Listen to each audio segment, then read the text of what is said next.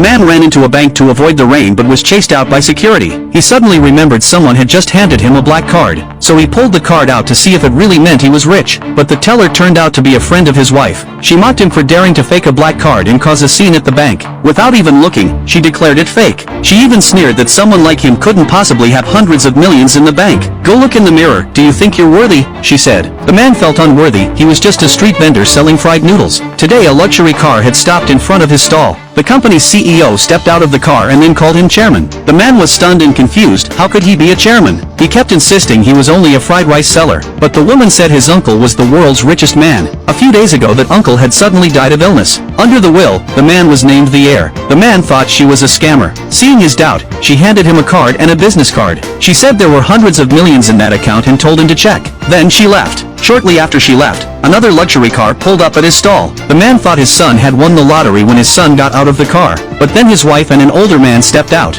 He asked them what was going on. His wife said she'd found their son a new dad. She introduced the man as the owner of a company. He told his wife to get a divorce fast. He promised to invest in her opening a shop right after the divorce. His wife pulled out a divorce agreement and told him to sign it on the spot. She demanded he would get not one penny. The man's heart sank completely. After all these years of marriage, he'd never dared rest. He'd worked non-stop to support the family, only to get this in return. That night when he came home, they'd already tossed his things out. Carrying his bags, he walked past the bank as it started to pour. He ran into the bank to shelter from the rain, but a security guard chased him out. That's when he remembered the black card. He decided to check if there was really money in the account. To his surprise, the teller was his wife's friend. She bluntly told him the card was fake and that forging a black card was illegal. To prove whether the card was real, he called the woman. She said he'd finally remembered her. He admitted he didn't want to call, but someone said the black card was fake. Hearing that, the woman got angry. She learned he was at the bank and rushed there immediately. Inside the bank, staff told him to stop pretending. If you had that kind of money, your wife wouldn't leave you. They added that the woman was the richest person in Jiangcheng. How could she possibly come? But to their shock, she actually showed up.